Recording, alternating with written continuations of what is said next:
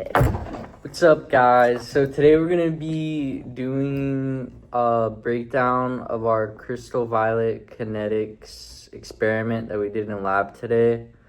My name is Ricky, by the way.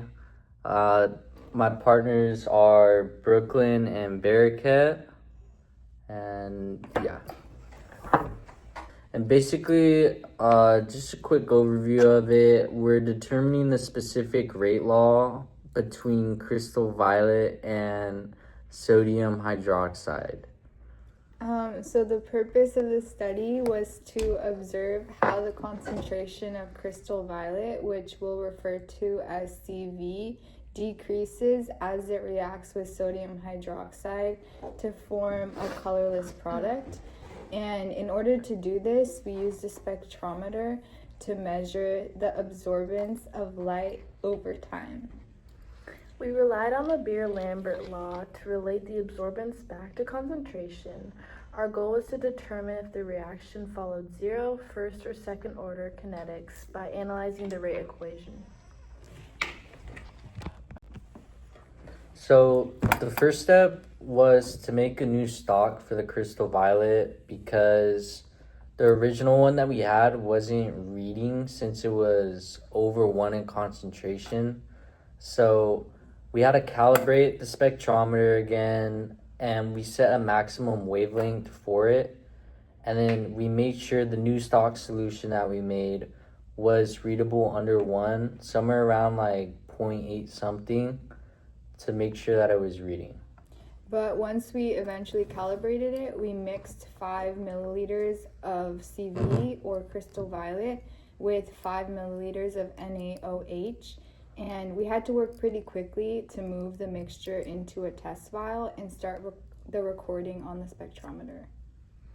We collected data for 2 different solutions over 15 minutes, with measurements taken every 10 seconds. Interestingly, our first solution plateaued with about 7.5 minutes, while the second solution continued for the full 15 minutes without plateauing. Time to think. Okay, so looking at our results and data analysis, in our initial calibration, we tested 2 main concentrations. One was a 1.25 times 10 to the negative 6 molar solution.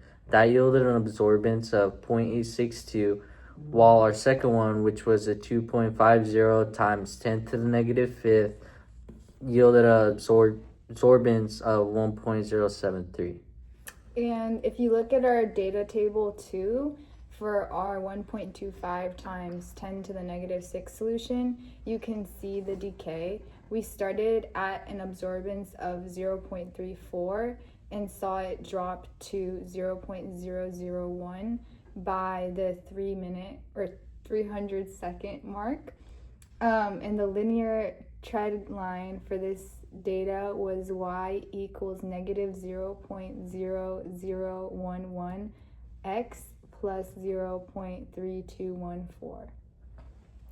For the 2.5 times 10 to the negative 5th molar solution, the absorbance started higher at 0.555 and reached 0.028 by 450 seconds. However, there were some inconsistencies with this set, specifically at the 300-second mark, where we recorded an unexpected jump to 0.70. This resulted in a different trend line of y equals negative 0.0005 x plus 0.4636.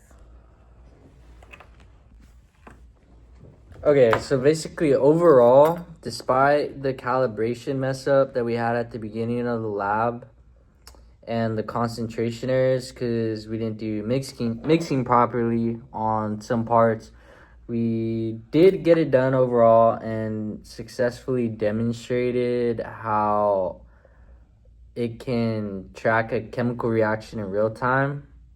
Mm-hmm. So we basically confirmed that as CV reacts, its concentration and therefore its absorbance decreases mathematically, allowing us to move towards defining the specific rate law. Thank you for your time, and if you have any questions, let us know. Let us know. We'll see you in the next one. Bye.